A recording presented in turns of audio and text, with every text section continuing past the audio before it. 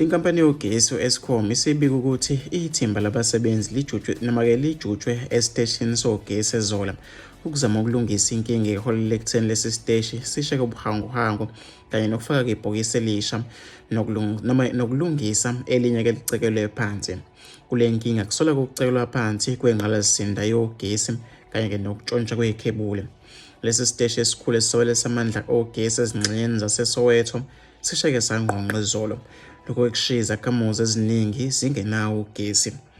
Okhulumela inkampani yakwa-Eskom eSoweto Innocent Zabala uthe-ke ezinye izingxenye zezindawo ebesikhahlanisiwe yilokhu sezinawo-ke ugesi njengamanje.